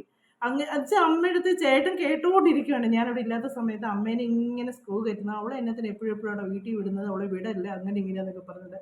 അങ്ങനെയൊക്കെ ഒരുപാട് ഇതെല്ലാം കഴിഞ്ഞ് അമ്മയുടെ അടുത്തോട്ടുള്ള പോക്ക് പിന്നെ പതിയെ ഞാൻ തന്നെ സ്വയം പോകാതെ അമ്മ എന്നെ വിളിക്കുമ്പോൾ ഞാൻ തന്നെ ഓരോ കാരണങ്ങൾ പറഞ്ഞു, അമ്മ എനിക്ക് വരാൻ പറ്റത്തില്ല, അങ്ങനെ ഇങ്ങനെ വേറെ ആരെയും വഴി വെക്കാതെ ഞാൻ എന്നെ തന്നെ വഴി വെച്ച് പോക്ക് കുറച്ച്. അപ്പോൾ പിന്നെ അമ്മയ്ക്ക് എന്നോട് ദേഷ്യമായി, ഞാൻ അമ്മയെ കാണാൻ എടുക്കുന്നില്ല എന്നൊക്കെ. അങ്ങനെ 2 മാസം കൂടുമ്പോഴൊക്കെ ആയി പിന്നെ അമ്മയൊന്ന് പോയി. എനിക്ക് വിഷമം ഇല്ലെന്നല്ല, പക്ഷെ പോകാൻ പറ്റുന്നൊരു സാഹചര്യങ്ങളോ ഒന്നും അല്ലായിരുന്നു. അതെല്ലാം കഴിഞ്ഞേച്ച് പിന്നെ ഞാൻ ഈ ആൻറ്റിബയോട്ടിക് ഒക്കെ എടുത്തല്ലോ, എടുത്ത് അതിൻ്റെ ഇതെല്ലാം മാറി കഴിയുമ്പോഴത്തേക്ക് ഇങ്ങനെ ഡോക്ടറോട് ഇങ്ങനെ പ്രഗ്നൻസിനെ പറ്റിയൊക്കെ പറഞ്ഞപ്പോൾ ഡോക്ടറിന് ട്യൂബിന് കട്ടി കുറവാണ്, അതിന് മെഡിസിൻ എടുക്കണമെന്ന് പറഞ്ഞു. അങ്ങനെ പീരീഡ്സ് ആയി കഴിയുമ്പോഴത്തേക്ക് മെഡിസിൻ എടുക്കാൻ പറഞ്ഞു. അങ്ങനെ പീരീഡ്സ് കഴിഞ്ഞ് മെഡിസിൻ ഒക്കെ എടുത്ത ട്യൂബിന് കട്ടി കുറവാണ്. എനിക്ക് അല്ലെങ്കിലും ഡേറ്റ് ആകുമ്പോഴത്തേക്ക് ഭയങ്കര വയറുവേദനയായിരുന്നു കേട്ടോ. അത് അങ്ങനെയൊക്കെ ഉള്ളവർക്കൊക്കെയാണ് ട്യൂബിന് കട്ടി കുറവായതുകൊണ്ട് അത്രയും വേദന വരുന്നത്. അങ്ങനെ ആ ടാബ്ലറ്റ് ഒക്കെ കഴിച്ച് ഇങ്ങനെ ഇരിക്കുന്ന സമയത്ത് ആ സമയത്ത് ഞാൻ പ്രഗ്നൻ്റ് ആയി. സത്യം പറഞ്ഞാൽ ഇതുപോലെ സന്തോഷം ഞങ്ങൾക്ക് രണ്ടുപേർക്കും കേട്ടോ. ബാബുച്ചേട്ടൻ ഒരുപാട് സന്തോഷിച്ചു, ഞാനും അതിലേറെ സന്തോഷിച്ചു. ചെന്ന് അച്ഛനോടും അമ്മയോടൊക്കെ പറഞ്ഞു. അവർക്കൊക്കെ ഭയങ്കര സന്തോഷമായി. ഭയങ്കര, എനിക്കറിയത്തില്ല, ശരിക്കും ഒരു ഭയങ്കര ഇതായിരുന്നു, സ്വർഗം കിട്ടിയ ഒരു സന്തോഷമായിരുന്നു. അതുപോലെ സന്തോഷം. ഞങ്ങൾക്കിടയിലൊക്കെ ഒരാൾ വരാൻ പോന്നു, എല്ലാവരും ചോദിക്കുന്നതിനൊക്കെ ഒരു മറുപടിയായി. അങ്ങനെ വിശേഷമായി. 3 മാസത്തേക്ക് റെസ്റ്റ്. അങ്ങനെ എനിക്ക് ഞാൻ പറഞ്ഞില്ലേ വയറുവേദന, എനിക്ക് ആ സമയത്തും വയറുവേദന ഇടയ്ക്കിടയ്ക്ക് വരുമായിരുന്നു. അങ്ങനെ എനിക്ക് റെസ്റ്റായി. അമ്മ എന്നെ വന്ന് അമ്മയുടെ ഒക്കെ വീട്ടിലോട്ട് ഞാൻ പോയി.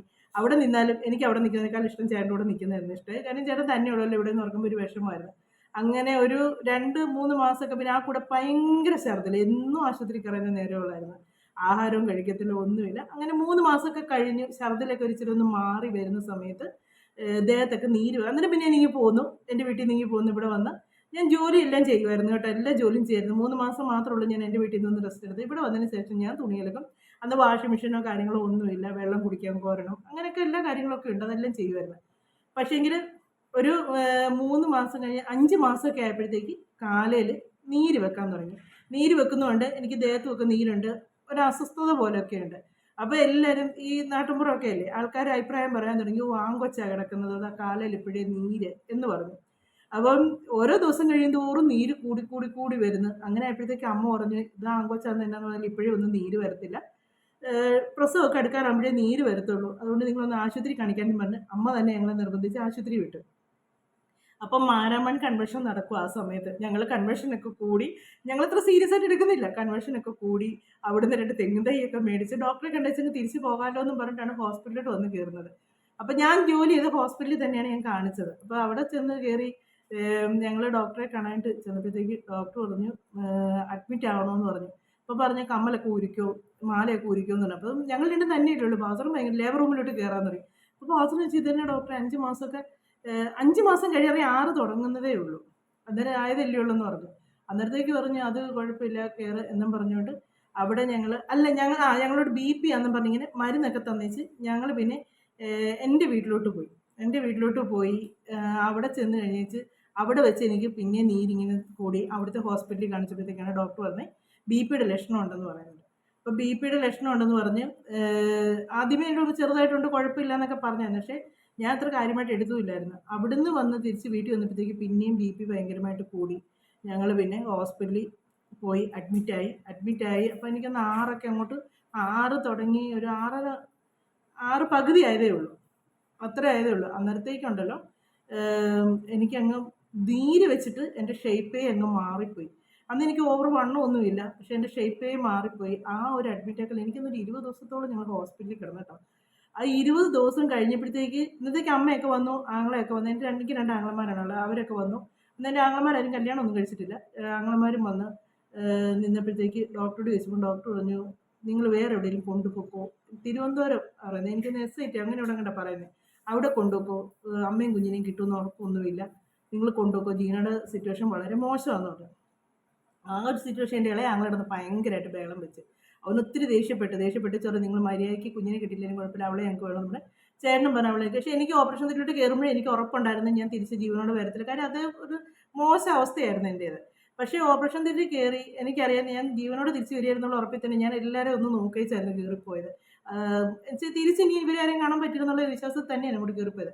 പക്ഷേ ഓപ്പറേഷൻ കഴിഞ്ഞ് കുഞ്ഞിനെ എടുത്തപ്പോൾ കുഞ്ഞിൻ്റെ കരച്ചിൽ കേട്ടപ്പോഴത്തേക്കുണ്ടല്ലോ ഞാൻ ദൈവത്തെ പ്രാർത്ഥിച്ച്, ദൈവമേ എനിക്കൊന്നും സംഭവിക്കരുത്, എനിക്ക് കുഞ്ഞിനെ കാണാൻ വേണ്ടി.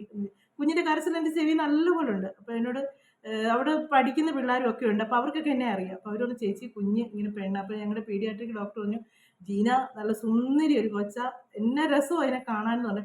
ഈ മാസം തികയതുകൊണ്ട് കുഞ്ഞാന്ന് പറഞ്ഞതിനുണ്ടല്ലോ അതിന് യാതൊരു ഷേപ്പ്, തല നിറച്ച് മുടിയ നല്ല രസം. ആകെപ്പാടെ അത് മാസം തികയതുണ്ടായി നമുക്കതിന് തോന്നുന്നു, കാണുമ്പോൾ അതിനകത്ത് ശരീരം ഒട്ടുമില്ലായിരുന്നു, ക്ഷീണിച്ച് ഒരു ഈർക്കിലിക്കമ്പ് പോലെയായിരുന്നു കൈയൊക്കെ. അതിനെ കണ്ടപ്പോൾ എനിക്ക് എന്തോ പോലെ തോന്നി കേട്ടോ, കാര്യം എൻ്റെ കുഞ്ഞ് ഇങ്ങനെ തന്നെ ഇരിക്കുന്നതെന്ന് ഓർത്ത്. അത് കഴിഞ്ഞിട്ട് പിന്നെ അവിടുന്ന് എനിക്ക് BP പിന്നെയും കുറയുന്നില്ല. എന്നെ ഓപ്പറേഷൻ മാറ്റി റൂമിലോട്ട് മാറ്റിയിട്ടില്ല, പോസ്റ്റ് ഓപ്പറേറ്റീവ് വാർഡിലേക്ക് മാറ്റി. എന്നെ അവിടെ ഇങ്ങനെ കിടത്തിയേക്കാണേ. അവിടെ കിടത്തി കുറേ ദിവസം അങ്ങനെ പിന്നെയും അങ്ങ് മാറി. ഇങ്ങനെ ദിവസങ്ങൾ പോയിക്കൊണ്ടിരിക്കുന്നു. ലാസ്റ്റ് അപ്പോൾ എനിക്കറിയാം, ഞാൻ ജോലി ചെയ്ത ആശുപത്രിയുണ്ട്, എനിക്കറിയാം അവിടുത്തെ NICയിൽ വെന്റിലേറ്ററിൽ ഒരു കുഞ്ഞിനെ ഇട്ടാൽ അവിടുത്തെ ഒരു മോട്ടർ വർക്ക് ചെയ്യുന്ന സൗണ്ട് നമുക്ക് കേൾക്കാം. അപ്പോൾ ആ സൗണ്ട് കേട്ടപ്പോഴേ എനിക്ക് മനസ്സിലായി കുഞ്ഞ്, ഞാൻ മാത്രമേ അവിടെ ഡെലിവറി നടന്നിട്ടുള്ളൂ. എനിക്ക് മനസ്സിലായി എൻ്റെ കുഞ്ഞിനെ കിടത്തിയിരിക്കുന്നത്. അപ്പോൾ ഞാൻ ചോദിച്ചപ്പോൾ ഇവരാരും എൻ്റെ അടുത്ത് സത്യങ്ങൾ പറയത്തില്ല. ഞാൻ അന്നേരം പറഞ്ഞു, നിങ്ങൾ എൻ്റെ അടുത്തുള്ള കാര്യം പറഞ്ഞു, എനിക്ക് എന്നാലും കാര്യങ്ങൾ നമുക്കൂടെ അറിയാൻ പറ്റുമല്ലോ. അങ്ങനെയായി. ലാസ്റ്റ് അത് ഓഫ് ചെയ്തപ്പം എനിക്ക് തോന്നി ഒന്നെങ്കിൽ കുഞ്ഞ് ഓക്കെ ആയിട്ടുണ്ട്, നോർമലായിട്ടുണ്ട്, ഇല്ലെങ്കിൽ കുഞ്ഞിന് എന്തെങ്കിലും സംഭവിച്ചിട്ടുണ്ടെന്ന്, അല്ലെ കുഞ്ഞിനെ വേറെ എങ്ങോട്ടെങ്കിലും കൊണ്ടുപോയിട്ടുണ്ടെന്ന് മാത്രം എനിക്കൊരു ചിന്തയായിരുന്നു. അങ്ങനെ അവിടുന്ന് സായിപ്പിൻ്റെ ആശുപത്രിയിലേക്ക് കൊണ്ടുവന്ന് തിരുവല്ല കുഞ്ഞിനെ അവിടുന്ന് കൊണ്ടുപോയി. ഞാൻ അറിയുന്നു ഇപ്പം ഇനി ഇങ്ങനെ ഇത്രയും ഇതൊരു പറഞ്ഞിട്ട് ആ സമയത്ത് ഞാൻ അനുഭവിച്ച വിഷമമെന്ന് പറഞ്ഞാൽ അയ്യോ ഓർക്കാൻ പറ്റത്തില്ല. അത്രയ്ക്ക് ഞാൻ അനുഭവിച്ചു. ഇപ്പം ഞാനൊരു സിനിമാ കഥ പറയുന്ന പോലെ ഇരുന്ന് പറയുന്നുണ്ട്. പക്ഷെ ആ സമയത്ത് ഞാൻ അനുഭവിച്ച വിഷമവും വേദനയും, എനിക്ക് ആ നിമിഷം അങ്ങ് മരിച്ചാൽ മതിയെന്നേ ഉള്ളായിരുന്നു. അവിടുന്ന് കൊണ്ടുപോയി കുഞ്ഞിനെ കൊണ്ടുപോയി സായിപ്പിൻ്റെ അടുത്ത് പോയ വഴിക്ക് എന്നൊരു പാത്രം വന്നിട്ട് പറഞ്ഞു കുഞ്ഞിൻ്റെ മൂക്കിൽ കൂടെ ബ്ലഡ് വന്നെന്ന് പറഞ്ഞു. അത് കേട്ടത് എനിക്ക് മനസ്സിലായി ഇനി എൻ്റെ കുഞ്ഞിനെ ഞാൻ പ്രതീക്ഷിച്ചിട്ട് കാര്യമില്ല. പിന്നെ അവിടെ കൊണ്ടുപോയി ഹോസ്പിറ്റലുകാരല്ലേ, അവരവരുടെ ഇഷ്ടത്തിനിട്ട് അതിനകത്തിട്ട് ഇപ്പം ഇവരൊക്കെ കയറുമ്പോൾ നോക്കുമ്പോൾ എന്താ കുഞ്ഞിൻ്റെ വയറ് അനങ്ങുന്നുണ്ട്. പക്ഷെങ്കിൽ കുഞ്ഞിനെ വെന്റിലേറ്റർ ഇട്ടേക്കുന്നുണ്ടാണ് ഈ വയറ് അനങ്ങുന്നത്. അപ്പം ഞാൻ ചോദിക്കും കുഞ്ഞിന് എങ്ങനെയുണ്ട്? കുഴപ്പമില്ല, കുഞ്ഞിന് വയറൊക്കെ അനങ്ങുന്നുണ്ട്, അനക്കമുണ്ടെന്ന് പറയും. ഞാൻ പറഞ്ഞു എന്നെ ഒന്ന് കയറ്റി കാണിക്കാമെന്ന് പറഞ്ഞ് ലാസ്റ്റ് എല്ലാവരും കയ്യെ കാലെ പിടിച്ച് ലാസ്റ്റാണ് ഞാൻ കയറി നോക്കുമ്പോഴത്തേക്ക് ഒറ്റ മോണിറ്റർ അതിനകത്ത് വർക്കല്ല. കുഞ്ഞിൻ്റെ വെന്റിലേറ്ററിൽ കുഞ്ഞ് കിടക്കുന്നത്, പക്ഷെ മോണിറ്റർ ഒന്നും വർക്കല്ല. അപ്പം അത് സിസ്റ്ററോട് ചോദിച്ചു, സിസ്റ്റർ ഇത് എന്നെ ഇങ്ങനെ എന്ന് ചോദിച്ചു. അന്നേരം അവരെന്നോട് പറഞ്ഞു ഉള്ള സത്യം പറയാം, കുഞ്ഞ് ഇന്നലെയും മരിച്ചതാണ്, കുഞ്ഞിനെ വെന്റിലേറ്റർ ഇട്ടേക്കുക എന്ന് പറഞ്ഞു. അപ്പോൾ എനിക്കത് കേട്ടത് മാത്രമേ എനിക്ക് ഓർമ്മയുള്ളൂ. ഞാൻ ഭാവിച്ചു അവിടെ ഒന്ന് ഉറക്കെ ഞാൻ കരഞ്ഞു പോയി കേട്ടോ. കരഞ്ഞിച്ച് ഞാൻ ഭാവിച്ചോണ്ട് പറഞ്ഞു, ഭാവിച്ചിട്ട് നമ്മുടെ കുഞ്ഞ് പോയതാ, അതിനെ വെറുതെ അതിനകത്ത് ഇട്ടേക്കുക എന്ന് പറഞ്ഞു. അതെല്ലാം കഴിഞ്ഞ് ഞാൻ പക്ഷെ ശരിക്കും മാനസികമായിട്ട് ഇതായി പോയി കേട്ടോ. എനിക്ക് ആരോട് മിണ്ടണമെന്നോ ഒന്നുമില്ല. അങ്ങനെ ഞങ്ങൾ ഇവിടോട്ടാണ് വരുന്നത്. ഇവിടെ വന്ന് പഴയ വീട് ഞാൻ കാണിച്ചില്ല, ആ വീട്ടിലോട്ടാണ് വരുന്നത്. അപ്പോൾ ആ വീടിൻ്റെ മുറ്റത്ത് ഞാൻ കുറേ ചെടികളൊക്കെ വെച്ച് പിടിപ്പിച്ചിട്ടുണ്ടായിരുന്നു കേട്ടോ. ഒത്തിരി ചെടികളുണ്ടായിരുന്നു. എനിക്ക് പെൺകുഞ്ഞെന്ന് വെച്ചാൽ ഭയങ്കര ഇഷ്ടമായിരുന്നേ. അപ്പോൾ ആ ചെടിയെല്ലാം വെച്ച് പിടിപ്പിച്ച് ഞാനിങ്ങനെ നോക്കുമ്പോഴത്തേക്ക് ആ ചെടി ഇങ്ങനെ പൂവൊക്കെ വിരിഞ്ഞിരിക്കുന്ന കാണുമ്പോഴത്തേക്ക് എനിക്ക് ഭയങ്കര വിഷമമായിരുന്നു. കാര്യം എന്താണെന്ന് ചോദിച്ചാൽ ഈ പൂവൊക്കെ എൻ്റെ കുഞ്ഞ് എനിക്ക് വരുമ്പോൾ അതിന് കൊടുക്കാൻ പറിച്ചെടുക്കാൻ വേണ്ടി വെച്ചിരുന്ന പൂക്കളൊക്കെ ആയിരുന്നു. അങ്ങനെയൊക്കെ ആയി ശരിക്കും എനിക്കങ്ങ് എന്തൊക്കെയോ അങ്ങ് ഭയങ്കര വിഷമമായിരുന്നു. എനിക്ക് ആരോടും മിണ്ടണമെന്നോ എനിക്കങ്ങ് മരിച്ചാൽ മതിയെന്നോ അങ്ങനെയൊക്കെ ആയിരുന്നു അങ്ങ്. അത് കഴിഞ്ഞ് പിന്നെ ഇവിടെ തന്നെ നിൽക്കാനായിരുന്നു എനിക്കിഷ്ടം കേട്ടോ. കാര്യം ബാവച്ചൻ അടുത്തുണ്ടല്ലോ എന്നുള്ളൊരു സമാധാനം. പക്ഷെ അവിടെയും വിധി എന്ന് പറയുന്നത് വേറൊന്നായിരുന്നു.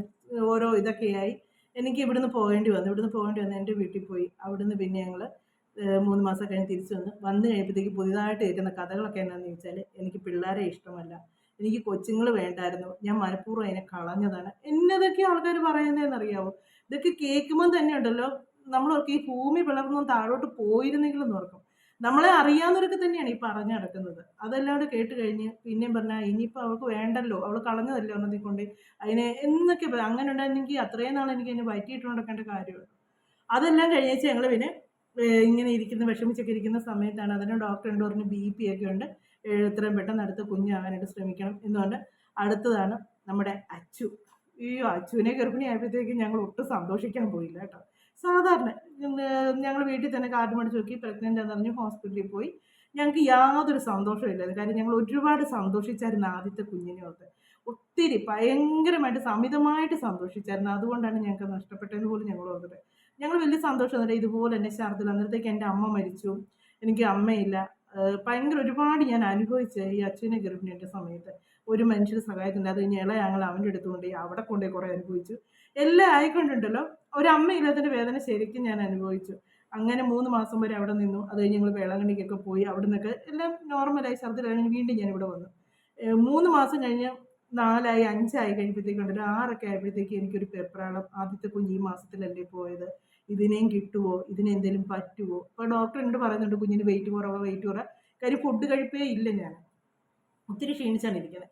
അപ്പോൾ അങ്ങനെ ഇരിക്കുന്ന സമയത്ത് അച്ചു ഞങ്ങൾ അവിടുന്ന് തിരിച്ച് ഇല്ല അച്ചുവിനെ എനിക്ക് പ്രഗ്നൻസിന് 6 മാസം കഴിയുമ്പോഴത്തേക്ക് എനിക്ക് അപ്പോൾ ഈ ടീച്ചറാണ് എനിക്ക് എല്ലാ കാര്യത്തിനും സഹായം കേട്ടോ. ടീച്ചറും അമ്മച്ചിയും എനിക്ക് ഒരുപാട് ഹെൽപ്പായിരുന്ന സമയത്ത്. അപ്പോൾ ടീച്ചർ ഇടയ്ക്കിടയ്ക്ക് വന്ന് എൻ്റെ BP നോക്കും, എന്നടി നീ ഇങ്ങനെ വല്ലാതിരിക്കുന്നേ ഇല്ല. വീണ്ടും വെളിയിലോട്ട് ഞാൻ ഇറങ്ങത്തേ ഇല്ലായിരുന്നു. എന്നുവെച്ചാൽ എനിക്കൊരു മനുഷ്യരെ കാണുന്ന ഇഷ്ടമല്ല. എന്നെ കണ്ടാലും ഞാൻ ഛർദ്ദിക്കാന്ന്, കോഴി മുട്ട എനിക്ക് ഒന്നും ഒരു മനുഷ്യരെ പോലും എനിക്ക് ഒരു മുറിയിൽ അടച്ചു കിടക്കാതായിരുന്നു എൻ്റെ പരിപാടി. അന്നേരത്തേക്ക് അമ്മച്ചി പറഞ്ഞു അവൾക്ക് എൻ്റെ മുഖത്തൊരു ഭയങ്കര വിഷമം പോലെ എന്നുണ്ട്. അപ്പോൾ എന്നോട് ടീച്ചർ ചോദിച്ചാൽ ഞാൻ ടീച്ചറെ എനിക്ക് BP വരുമോ എന്ന് എനിക്കൊരു പേടി പോലെ. അപ്പോൾ BPയുടെ ടാബ്ലറ്റ് അന്നേരം ഞാൻ ആദ്യമേ ഡോക്ടറോട് പറഞ്ഞു BPയുടെ ടാബ്ലറ്റ് എടുക്കാൻ പറഞ്ഞു. വേണ്ട കുഴപ്പമില്ല, അതന്നങ്ങനെ സംഭവിച്ചത് ഇതിനങ്ങനെ വരണമെന്നില്ല എന്നാണ്. പക്ഷേ BP തുടങ്ങി കഴിയുമ്പോഴത്തേക്കാണ് ടാബ്ലറ്റ് വീണ്ടും ഞങ്ങൾ പോയി കണ്ടത് ആ ഡോക്ടറെ തന്നെ. അതൊക്കെ ഒരു വിധി എന്ന് പറഞ്ഞാൽ ആദ്യം കാണിച്ച ഡോക്ടറെ തന്നെ. വേറെ ഡോക്ടറെ കാണാൻ പോയത്. പക്ഷേ ആ ഡോക്ടറൊന്നും ഇല്ലായിരുന്നു. ഈ ഡോക്ടറെ തന്നെ ഞങ്ങൾക്ക് കാണേണ്ടി വന്നു. വീണ്ടും അങ്ങനെ തന്നെയായി. 7 തുടങ്ങിയതേ ഉള്ളൂ. 6 കഴിയാറായി. 6 കഴിയാറായി. 7 തുടങ്ങാൻ പോകുന്നേ ഉള്ളായിരുന്നു. അന്നേരത്തേക്ക് ഇതുപോലെ അച്ചുവിനെ എനിക്കങ്ങ് BP എനിക്കങ്ങ് ശ്വാസം മുട്ടൽ BP ഇങ്ങോട്ട് കൂട്ടി ശ്വാസം മുട്ടൽ തുടങ്ങി. അന്നേരം ബാബുച്ചൻ ഒത്തിരി കഷ്ടപ്പെട്ടിട്ടുണ്ട് കേട്ടോ. ഇതുപോലൊരു മനുഷ്യൻ കഷ്ടപ്പെട്ടേക്കുന്ന ഞാൻ ചെയ്തിട്ടുണ്ട്. അത്രയ്ക്ക് കഷ്ടപ്പെട്ടിട്ടുണ്ട്. ഒരു പരാതിയില്ലാതെ, ഒരു ദേഷ്യപ്പെടലില്ലാതെ, ഒന്നുമില്ലാതെ എന്നെ ശരിക്കും സംരക്ഷിച്ച ഒരു വ്യക്തിയാണ് ബാബുച്ചൻ എന്ന് പറഞ്ഞാൽ. ആ സമയത്തൊക്കെ വണ്ടിയിൽ ലോഡും ഹോട്ടലിൽ നിന്ന് ആഹാരം മേടിച്ചുകൊണ്ട് വരും. എനിക്ക് ഞാൻ കഴിക്കത്തില്ല, എന്നാലും എന്നെക്കൊണ്ട് നിർബന്ധിച്ച് ഇച്ചിരി കഴിപ്പിക്കും. അങ്ങനെ കിടന്ന് ഭയങ്കര അലച്ചിലായിരുന്നു. ഇപ്പം ബാബുച്ചനെ ടീച്ചർ വിളിച്ച് പറഞ്ഞു ഇങ്ങനെ അവൾക്ക് BP കൂടുതലാണ്. അവളോട് പറഞ്ഞിട്ട് ബാബുച്ചൻ വന്ന് കയറിയത് എനിക്ക് മനസ്സിലായി എനിക്ക് BP കൂടുതലാണെന്ന് മനസ്സിലായി. അന്നേരത്തേക്ക് എനിക്കങ്ങ് പിന്നെ അങ്ങ് കരച്ചിലായി. എനിക്കങ്ങ് സങ്കടം. എനിക്ക് അമ്മ പോയി കഴിയുമ്പോഴത്തേക്ക് ഭയങ്കര വിഷമമായിരുന്നേ. അമ്മയെ കാണണമെന്നുള്ള തോന്നലൊക്കെയായിരുന്നു. അങ്ങനെ ഞാൻ അതിൽ നിന്ന് BP കൂടി ഞങ്ങളങ്ങനെ ഹോസ്പിറ്റലിൽ കൊണ്ട് അതേ ഹോസ്പിറ്റലിൽ തന്നെ ചെന്ന് അവിടെ ചെന്ന് അഡ്മിറ്റായി. അവരിതുപോലെ കുഴപ്പമില്ല എന്ന് പറഞ്ഞ് നിർത്തി. ഇടയ്ക്കിടയ്ക്കൊന്ന് അങ്ങനെ ഞങ്ങളുടെ അമ്മാവൻ്റെ മോനാണ് എൻ്റെ കൂടെ നിന്നത്. ബാബുച്ചനൊക്കെ വരെ ചേട്ടച്ചാർക്ക് അന്നേരം ഒരു ലോട്ടറിയൊക്കെ അടിച്ച് ആ ഇതിന് അങ്ങോട്ട് പോയി. അതിൻ്റെ ഏട്ട ആവശ്യത്തിനൊക്കെ പോയി. മൂത്ത ഏട്ടന്. അപ്പോൾ എൻ്റെ അമ്മാവൻ്റെ മോനാണ്. അവൻ എന്നിട്ട് അവരോട് ദേഷ്യപ്പെട്ടു. BP ഇല്ലെങ്കിൽ ആദ്യത്തെ കുഞ്ഞ് പോയതല്ലേ, നിങ്ങൾ വീണ്ടും അത് വെച്ചോണ്ടിരിക്കുന്നത്. അങ്ങനെ പിന്നെ ഞങ്ങൾ അവിടുന്ന് അവർ വന്നാൽ വേറെ എവിടെയും കൊണ്ടുപോകും. അന്നും ഒരു തിരുവനന്തപുരമാണ് പറയുന്നത്. അന്നേരം ഈ നമ്മുടെ ലൈഫ് ലൈനിലില്ലേ അടൂരുള്ള നല്ല അടിപൊളി ഒരു ഹോസ്പിറ്റലാണ് കേട്ടോ. അവിടുത്തെ പാപ്പസൻ ഡോക്ടർ എന്ന് പറഞ്ഞാണ്ടല്ലോ ദൈവത്തെ പോലെ മനുഷ്യനെ ഞാൻ കാണുന്നത്. നമ്മൾ അവിടെ നമ്മൾ ഡെലിവറി ആയിട്ട് ചെന്ന് കഴിഞ്ഞാൽ അവർക്കൊന്നും ചെയ്യാൻ പറ്റും. നമ്മൾ അവിടെ ചെന്ന് ഡെലിവറി ആകണ്ടല്ലോ, നമ്മുടെ കുഞ്ഞിനെ അവരെങ്ങനെയും രക്ഷിച്ച് നമുക്ക് കൈ തരും. അത് ഉറപ്പുള്ള കാര്യമാണ്. അപ്പോൾ ഞങ്ങൾ പാപ്പസൻ ഡോക്ടറെ അടുത്ത് ചെന്നപ്പോഴത്തേക്ക് അവിടെ ചെന്ന് അഡ്മിറ്റായി. അപ്പോൾ ബാബുസിൻ്റെ കൂട്ടുകാരൻ മനു ഉണ്ട്. മനു പറഞ്ഞിടാം നമുക്ക് അത് ഈ ലൈഫ് ലൈനൊക്കെ തുടങ്ങിയ സമയമാണ്. അവിടെ കൊണ്ട് അന്ന് പറഞ്ഞ് അങ്ങനെ ഞങ്ങൾ അവിടെ പോയി. അവിടെ ചെന്ന് ഞങ്ങൾ ഡോക്ടറെ കണ്ടപ്പോൾ ഡോക്ടർ പറഞ്ഞു കുഴപ്പമൊന്നുമില്ല എന്നൊക്കെ പറഞ്ഞിട്ട് നിർത്തി. പക്ഷേ രാവിലെ നോക്കിയപ്പോൾ പിന്നെയും BP ഹൈ. അപ്പോൾ പെട്ടെന്ന് തന്നെ ഡോക്ടർ സിസേറിയൻ ചെയ്യണമെന്ന് പറഞ്ഞു. ബാബുച്ചനും ഞാനും മാത്രമേ ഉള്ളൂ. അങ്ങനെ പെട്ടെന്ന് സിസേറിയൻ ചെയ്ത് എടുത്തതാണ് അച്ചുവിനെ കിട്ടിക്കഴിഞ്ഞിട്ടും സിസേറിയൻ ചെയ്ത് കഴിഞ്ഞിട്ടും കുഞ്ഞിനെ ഒന്ന് കണ്ട് എനിക്കാണെങ്കിൽ മയങ്ങി കിടക്കും. ഒത്തിരി BPയുടെ ടാബ്ലറ്റ് എനിക്ക് ആ സമയത്ത് തന്നായിരുന്നു. ഈ മയങ്ങി കിടക്കുന്നത്. അപ്പോൾ ഞങ്ങൾ റൂമിൽ വന്നിട്ടാണെങ്കിലും എനിക്കങ്ങനെ യാതൊരു സന്തോഷവും കാര്യം ഉണ്ടായി എന്ന് എനിക്കറിയാം. അതിനെ കൈ കിട്ടാതെ ഒരിക്കലും ഒരു സന്തോഷം വരത്തില്ലായിരുന്നു. ബാബുച്ചനാണെങ്കിൽ ഞങ്ങളിങ്ങനെ NHന്റെ പതുക്കെ പോയി നിൽക്കും, പോയി നിൽക്കും. അപ്പോൾ ഇവൾ എപ്പോഴും കരച്ചിലായിരുന്നു. അപ്പോൾ ഈ നേഴ്സുമാർ പറയായിരുന്നു ഇവൾ എപ്പോഴും അങ്ങ് കരച്ച. ഇവിടെ അന്നേ അലമ്പത്തിയായിരുന്നു കേട്ടോ. അന്നേ ആ ഹോസ്പിറ്റലിൽ NIC കിടക്കുന്ന മുഴുവൻ കുഞ്ഞുങ്ങളെ ഇവിടെ ഉണർത്തുമായിരുന്നു കരഞ്ഞ്. അപ്പോൾ എന്നോട് അവരെന്നെ എപ്പോഴും രാത്രി 1 മണിക്ക് 2 മണിക്കൊക്കെ വിളിക്കും ഭയങ്കര ബഹളമാണെന്നും പറഞ്ഞിട്ട്. അങ്ങനെ ഞങ്ങൾ അവിടുന്ന് പോയി. ഇവളെ ഞാൻ ഓർത്ത് കേട്ടോ ഒരു 2 മാസം കഴിയാതെ കിട്ടുകയെന്നായിരുന്നു വിചാരിച്ചത്. പക്ഷേങ്കിൽ 9ാമത്തെ ദിവസം ഇവളെ ഞങ്ങളെ തന്നു കേട്ടോ. ഞങ്ങൾ പ്രതീക്ഷിക്കാതിരിക്കുക കിട്ടിയതാണ്. അയ്യോ, ആദ്യത്തെ കൊച്ചിൻ്റെ ഒരു ഷേപ്പൊക്കെ ഉണ്ട് കേട്ടോ അച്ചുവിനെ. അപ്പോൾ അതിനെ കാണുമ്പോഴല്ലേ എനിക്ക് ആ കുഞ്ഞിനെ ഓർമ്മ വരുന്നത്. അച്ചുവിനെ കിട്ടി. ഞങ്ങൾ റൂമിൽ വന്ന് കൊച്ചിനെ ഇങ്ങനെ ബാബുച്ചനാണെങ്കിൽ അതിൻ്റെ താഴെ പോലെടി എന്ന് വെച്ചാൽ ഞങ്ങൾ രണ്ടും തന്നെയുള്ളൂ. കൂടെ അമ്മമാരും അങ്ങനെ ആരും ഇല്ല. ഒന്ന് പിടിക്കാനോ എടുക്കാനോ ഒന്നും ആരുമില്ല. ഞങ്ങൾ രണ്ടുപേരും തന്നെയാണ് എല്ലാം ചെയ്യുന്നത്. സിസേറിയൻ കഴിഞ്ഞിട്ട് അന്ന് മുതൽ എണീറ്റ് നടപ്പായിരുന്നു എൻ്റെ പരിപാടി. എന്നോട് അവിടെ നേഴ്സുമാരൊക്കെ വഴക്ക് പറയുന്നത് എല്ലാവരും വീൽ ചെയറല്ലേ വരുന്നത്, ഇയാളെന്നെ നടന്നത്. നമ്മളെ അങ്ങനെ ഒരു വീൽ ചെയർ വേണം, നമ്മുടെ അമ്മമാരുണ്ടെങ്കിൽ അല്ലേ അതൊക്കെ ശ്രദ്ധിക്കത്തുള്ളൂ. ബാബുച്ചൻ അതിനെപ്പറ്റി ഒന്നും അറിയാനും വേണ്ട. അപ്പം ഞാൻ വേദന സഹിച്ചങ്ങ് നടക്കും. പക്ഷേ അന്നൊക്കെ നമുക്ക് കൊച്ചെന്നുള്ളൊരു ചിന്തയായിട്ട് മറ്റു കാര്യങ്ങളെപ്പറ്റി നമ്മൾ ചിന്തിക്കാൻ പോയില്ലായിരുന്നു. എന്നിട്ട് ഈ ബെഡെ കൊണ്ടുവന്ന് അച്ഛനെ കിടത്തി കഴിയുമ്പോഴത്തേക്ക് ബാബുച്ചൻ പറഞ്ഞു ഞാൻ ഇപ്പോഴാണ് അച്ഛനായിരുന്നേ. ഇവളെ കൈ കിട്ടിയതിന് ശേഷം പിന്നെ അതിനുശേഷം ആ 9ാമത്തെ ദിവസം മുതൽ അച്ചുവിൻ്റെ മൂത്രത്തുണി തിരുതുണി എല്ലാം കഴുകുന്നത് ഞാൻ തന്നെയാണ്. വേറെ ആരും, നമ്മുടെ ബന്ധുക്കാരൊക്കെ ഇഷ്ടം പോലെ ഉണ്ട് കേട്ടോ. പക്ഷെ ആരും തിരിഞ്ഞു നോക്കിയിട്ടില്ല. ഒരു മനുഷ്യർ തിരിഞ്ഞു നോക്കിയിട്ടില്ല. അമ്മയ്ക്കെന്ന് പറഞ്ഞാൽ ഇവിടുന്ന് ഇട്ടേച്ച് അമ്മയ്ക്ക് വന്ന് ഞങ്ങളിവിടെ നിൽക്കാൻ പറ്റത്തില്ല. കാര്യം എന്താണെന്ന് വെച്ചാൽ അച്ഛന് വയ്യാതൊക്കെ ഇരിക്കുന്ന സമയമാണ്. അച്ഛന് മൂത്രത്തിക്കല്ലും പനിയൊക്കെ ആയിട്ടിരിക്കുന്ന സമയം. പിന്നെ 2 ആമ്പിളരുണ്ട്. അവർക്കൊക്കെ ആണല്ലോ അടുക്കളയിൽ അങ്ങനെയൊന്നും ചെയ്യാനൊന്നും അറിയാൻ മേലാത്തതാണ്. അമ്മ ഇവരെ ഇട്ടേച്ച് അമ്മയ്ക്ക് വന്ന് ഞങ്ങളോട് നിൽക്കൽ ഒരിക്കലും നടക്കത്തില്ല. അപ്പം എൻ്റെ വീട്ടിൽ നിന്നൊക്കെ ആർക്കെങ്കിലൊക്കെ വേണമെങ്കിൽ ഹെൽപ്പ് ചെയ്യായിരുന്നു. പക്ഷെ ആരും മൈൻഡ് ചെയ്തിട്ടില്ല. അപ്പം അത് കഴിഞ്ഞ് പിന്നെ ഞങ്ങൾ തിരിച്ച് വീട്ടിൽ വരുന്നു. അതെല്ലാം കഴിഞ്ഞ് അച്ചുവിന് 2 വയസ്സാകുന്നതിന് മുമ്പേ കണ്ണനായി. കണ്ണനെ ഇതുപോലെ തന്നെയായിരുന്നു. കണ്ണൻ വെന്റിലേറ്ററിലൊക്കെ ആയിരുന്നു കേട്ടോ. കണ്ണനെ എനിക്ക് 2 എണ്ണം അടുപ്പിച്ച് അയച്ച് 3ാമത്തെ ആയപ്പോഴത്തേക്ക് ഉള്ളിൽ നിന്ന് സ്റ്റിച്ചൊക്കെ വിട്ട് ഇച്ചിരി കൂടുതലൊക്കെ ആയിരുന്നു. അമ്മയും കുഞ്ഞിനെയും കിട്ടി 3 കുഞ്ഞുങ്ങളെ ഞാനൊരു തരത്തിൽ പ്രസവിച്ചെന്ന് പറഞ്ഞാൽ മതി. കിട്ടുകയായിരുന്നൊക്കെ പറഞ്ഞാണ്. അങ്ങനെ കണ്ണൻ ഒരു ദിവസം വെന്റിലേറ്ററിൽ, കണ്ണൻ ഒത്തിരി ദിവസം ആശുപത്രി കിടന്നു കേട്ടോ. കണ്ണൻ ഒരു മാസത്തോളം അടുപ്പിച്ച് ആശുപത്രി കിടന്നായിരുന്നു. അങ്ങനെ കണ്ണനെ 1 മാസമല്ല 18 ദിവസത്തോളം കിടന്നായിരുന്നു.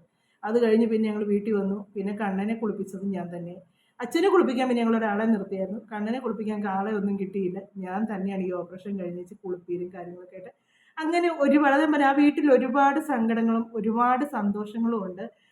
പക്ഷെ സങ്കടങ്ങളൊക്കെ എന്നാന്ന് പറഞ്ഞാലും ഉണ്ടല്ലോ, ഞങ്ങൾക്കിടയിൽ ഒരു വഴക്കില്ലാത്തതുകൊണ്ടുണ്ടല്ലോ ഞങ്ങൾക്കങ്ങനെ അതൊരു പ്രയാസങ്ങളായിട്ട് എനിക്ക് തോന്നിയിട്ടില്ലായിരുന്നു. ഭർത്താവും കൂടെ വഴക്കാകുമ്പോഴല്ലേ നമുക്ക് വിഷമങ്ങളൊക്കെ ആകുന്നത്. പിന്നെ ഈ 2 കുഞ്ഞുങ്ങൾ വന്നു കഴിയുമ്പോഴത്തേക്ക് അച്ചു ആദ്യത്തെ പെങ്കൊച്ചായപ്പോഴത്തേക്ക് ഭയങ്കര സന്തോഷമായിരുന്നു. പിന്നെ ഇതിലെ അച്ചുവിനെ നിലത്തും താഴെയും വെക്കാതെയുള്ള വളർത്തലായിരുന്നു. ചേട്ടൻ്റെ വീട്ടിലാണെങ്കിൽ പെൺപിള്ളേരില്ലാത്തതുകൊണ്ട് അവർക്കും എല്ലാവർക്കും. പിന്നെ ദീപാച്ചി ഉണ്ടായിരുന്നു. അവൾ അച്ഛനെ നോക്കിയെടുക്കുകയൊക്കെ ചെയ്യുന്നു കേട്ടോ. അങ്ങനെ അവൾ നോക്കിയെടുക്കുകയൊക്കെ ചെയ്തു. പിന്നെ ഞാൻ കണ്ണനെ പ്രസവിക്കാൻ പോയപ്പോഴും എൻ്റെ വീട്ടിൽ നിന്നും ഒരു ആരും ഒന്ന് കാണാൻ പോലും ആരും വന്നിട്ടില്ല. പക്ഷെങ്കിൽ അച്ചുവിനെ അമ്മ സ്ട്രോക്കൊക്കെ വന്നിച്ചിരിക്കുന്ന സമയം കേട്ടോ. എന്നിട്ട് പോലും അമ്മ ഇവളെ പൊന്നു പോലെ നോക്കി. അങ്ങനെ ഒക്കെ ഉള്ള ഇതായിരുന്നു. അങ്ങനെ ഞങ്ങളുടെ ഒരുപാട് സങ്കടങ്ങളും സന്തോഷങ്ങളൊക്കെ അങ്ങനെ എനിക്ക് അച്ചും കണ്ണനൊക്കെ ഒരു 4ാം ക്ലാസ്സിൽ പഠിക്കുന്നിടം വരെ ഞങ്ങൾ അവിടെ താമസിച്ചുകൊണ്ടിരുന്നത്. അച്ചു 4ാം ക്ലാസ്സിൽ പഠിക്കുന്നിടം വരെ. അത് കഴിഞ്ഞാണ് ഞങ്ങൾ ആ സമയത്താണ് ഞങ്ങൾ ഈ പെരപണി നടക്കുന്നത്. ഈ പെരപണി ഞങ്ങൾ തുടങ്ങുന്നത് 1 രൂപ കയ്യിലില്ലാതെ തുടങ്ങിയതാണ്. ഒറ്റ രൂപ കയ്യില്ലാതെ. ഞങ്ങൾ ഒരു ചിട്ടി പിടിച്ച് ഏതാണ്ട് 1 ലക്ഷം രൂപയാണല്ലോ, അതുകൊണ്ട് ഞങ്ങൾ ഈ പെരപണി തുടങ്ങിയതാണ്. ആ തുടങ്ങാൻ തീരുമാനിക്കുമ്പോൾ ഞങ്ങളുടെ 1 രൂപ പോലും ഇല്ലായിരുന്നു. അത് കഴിഞ്ഞാണ് ഞങ്ങൾ ചിട്ടിയൊക്കെ പിടിച്ച് 1 ലക്ഷം രൂപ, ആ 1 ലക്ഷം രൂപ തുടങ്ങിയാണ് പെരപണി. 6 മാസം കൊണ്ട് എങ്ങനെയാണെന്ന് നിങ്ങൾക്ക് 6-7 മാസം കൊണ്ട് ഞങ്ങൾ ഈ പെരപണി തീർത്ത്. അത് ഞങ്ങളുടെ കൺട്രാക്ട് ഉണ്ട് കേട്ടോ, ജോസഫ് എന്ന് പറഞ്ഞാൽ പുള്ളിക്കും കൂടാണ് അതിൻ്റെ ക്രെഡിറ്റ്. എല്ലാ കാര്യങ്ങളും തീർത്ത് ഞങ്ങൾ ഇങ്ങോട്ട് താമസമായി. അങ്ങനെയാണ് ആ വീട്ടിൽ നിന്ന് ഞങ്ങൾ ഇങ്ങോട്ടായത്. ഇവിടെ വന്നു കഴിഞ്ഞാൽ ഞങ്ങൾക്ക് അത്രയും പ്രശ്നങ്ങളും കാര്യങ്ങളും ഒന്നുമില്ല കേട്ടോ. താഴെ വെച്ച് ഒരുപാട് ബുദ്ധിമുട്ട്, സാമ്പത്തിക ബുദ്ധിമുട്ടുകളൊക്കെ ഒരുപാട് ഞങ്ങൾ അനുഭവിച്ചിട്ടുണ്ട്. പക്ഷെ അത് ആ വീടിനകത്ത് മാത്രമേ നിന്നിട്ടുള്ളൂ കേട്ടോ. അതിൻ്റെ പുറത്തോട്ട് ചേട്ടൻ്റെ വീട്ടിൽ പോലും അറിഞ്ഞിട്ടില്ല ഞങ്ങൾ ഇതുപോലെ ഇത്രയും ബുദ്ധിമുട്ടിലൊക്കെ പൈസയ്ക്കൊക്കെ ഞങ്ങൾ ബുദ്ധിമുട്ടുന്നുണ്ടെന്നോ ഒന്നും ഒരാരും അറിഞ്ഞിട്ടില്ല. ഞങ്ങൾ രണ്ടുപേരും മാത്രം ഞങ്ങളുടെ എല്ലാ പ്രശ്നങ്ങളും.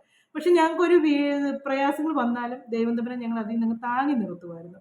അതുകൊണ്ടാണ് ഞാൻ പറഞ്ഞത് എനിക്ക് എല്ലാ മതത്തിലും വിശ്വാസം. ഞാൻ എൻ്റെ ഇതിലും ബാസലിൻ്റെ എപ്പോഴും പറയും, നീ നിൻ്റെ രീതിക്ക് പ്രാർത്ഥിച്ചോ, ഞാൻ എൻ്റെ രീതിക്ക് പ്രാർത്ഥിക്കും, അപ്പം നമുക്ക് 2 സൈഡിൽ നിന്ന് നമുക്ക് സഹായം കിട്ടും എന്ന് പറയുമായിരുന്നു. അങ്ങനെ ഇപ്പം ഇതുവരെയായി എൻ്റെ മക്കളും ഇത്രയും വലുതായി. ഇതൊക്കെയാണ് ഞങ്ങളുടെ ജീവിതത്തിലെ കഥകളും കാര്യങ്ങളൊക്കെ. ആർക്കെങ്കിലൊക്കെ ബോറടിച്ചിട്ടുണ്ടെങ്കിൽ ക്ഷമിക്കുക കേട്ടോ. അപ്പം ഞങ്ങളുടെ ഇനിയിപ്പോൾ നമ്മുടെ ഇവിടുത്തെ വീടും കൂടെ ഞാൻ കാണിക്കാം. അത് മിക്കവർക്കൊക്കെ അറിയാവുന്നതാണ്, എന്നാലും പുതിയതായിട്ട് അതിലൊക്കെ വരുന്നവരുണ്ടെങ്കിൽ കണ്ടോട്ടെ.